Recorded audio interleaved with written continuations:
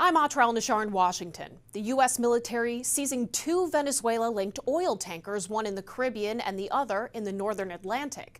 President Trump also announcing Venezuela agreed to give the U.S. between 30 and 50 million barrels of oil.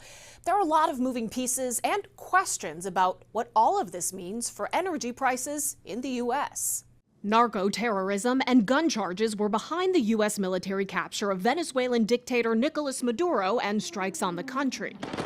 Now, President Trump is setting his sights on Venezuela's oil. The United States government has already begun marketing Venezuelan crude oil in the global marketplace for the benefit of the United States. Wednesday morning, the administration confirms U.S. forces seized two oil tankers either last docked in Venezuela or on its way to Venezuela. This one, seized in the northern Atlantic, has Russia's flag painted on the side. It follows President Trump's announcement Venezuela will give the U.S. between 30 and 50 million barrels of high-quality sanctioned oil. We're going to sell it in the marketplace at market rates, not at the discounts Venezuela was getting. Not only will that generate revenue that will be used to the benefit of the Venezuelan people, and we're ensured that that's what the case is, but it also gives us an amount of leverage and influence and control over how this process moves forward. Many energy experts have their doubts it will be that simple. We are not expecting Venezuela to have an impact of any definitive value for really all of 2026. Venezuelan crude oil is often described as heavy and sour, and few refineries have the special equipment needed to process it. You're talking about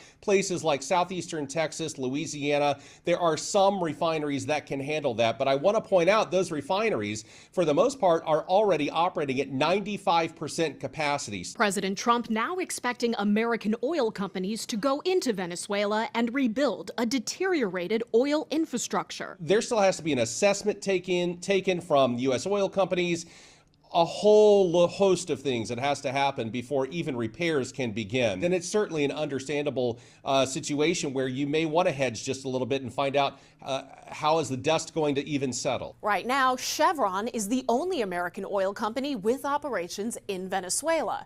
ConocoPhillips said it would be premature to speculate on future activities or investments. A group of oil executives will visit the White House Friday. In Washington, I'm Atrel Nashar. The U.S. intensifying oil sanction enforcement after seizing two tankers, including a Russian-flagged vessel tied to Venezuela's shadow fleet. The seizures signal a shift from just tracking and warning to direct military action as the U.S. and NATO allies confront a growing network of dark fleet vessels moving sanctioned oil. Joining us this morning to break it all down is retired veteran Brigadier General John Teichert. Good morning to you, sir. Great to see you this morning. Dan, good morning. Thanks for having me. Talk about why this action militarily was necessary now and the risks if a dark fleet is allowed to operate unchecked. Jan, there are about 1,000 vessels in this dark fleet or shadow tanker fleet that allow rogue regimes like Iran, North Korea, and even Russia and Venezuela to circumvent limits on their energy and financial flows.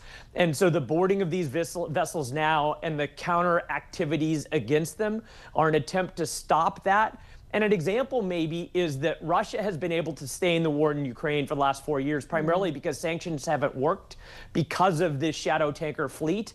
And once we start clamping down on that fleet, then it stops the ability to maintain resources of some of these rogue or malign regimes. That's a very good point you make there with Ukraine. You know, that video we were showing just now, so dramatic to watch.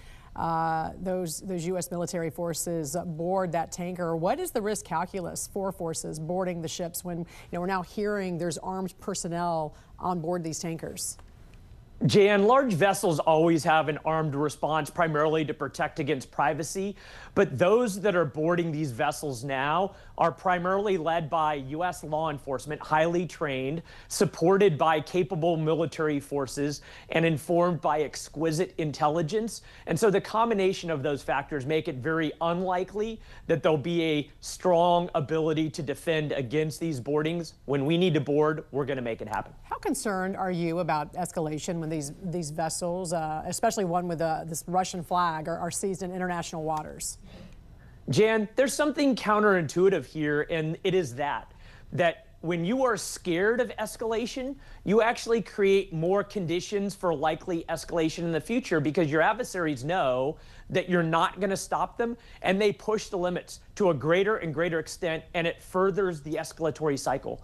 The way you stop that cycle is you take action. Your adversaries know that you have strength of capability and will, and that deters them. And that's actually the greatest way to stop escalation, is to stand up at the first part of escalation before it continues. And you mentioned all the dark fleet, vessels that currently are in our waters. Are we seeing the beginning of a new phase then, where sanctions enforcement now becomes like the standard maritime security mission? Jan, it's probably something that's been long overdue, but it's a little bit of a nuanced shift away from what we currently do at choke points in the maritime environment for counter piracy. There are places like the Red Sea and the Gulf of Aden where there were concerns about Somali pirates primarily, and once we started to protect fleets through those areas, then we deterred those piracy activities. And this is a similar type of activity where now, especially at choke points around the globe, if we start standing up to the sanctioned tanker fleet, then we'll start to see that they will stop those activities because they know that we've got strength of capability and will to stop the type of activity that has been harmful to us thus far. Right, and I wanted to talk about big picture for just a moment, very quickly here before we go. China is the biggest buyer of Venezuelan and Iranian oil. Given the instability in Iran right now, given the Maduro regime increasingly is becoming isolated, does that put China on the losing end now of a major energy and geopolitical battle? Jan, the answer is yes, but let me go even bigger picture than that. The way the United States wins in geopolitical competition is twofold. Number one, that we have energy independence, drill baby drill, but maybe even more than that, we have indigenous capability to produce what we need, so we don't risk being cut off in our supply chain. But then number two, we maintain a global presence so that the supply chain is not disrupted to us and outbound from us. And maybe an example of that is during the previous 4 years, because of Houthi activity in the Red Sea, the cost of a container being shipped from East Asia to the eastern portion of the United States tripled. That is a cost that was passed on to the American consumer because we didn't control that global commons. And now if we actually show strength, then not only do we maintain the indigenous capability and maintain supply chain, but we also stop those increasing costs being passed on that would be otherwise harmful to the American consumer. Indigenous capability and strength in the global commons, those are the two ways that we win against any adversary, China, Russia, or others. Retired veteran Brigadier General John Teichert, as always, thank you for your time with us this morning and for your service. Absolutely. Thanks, Jan.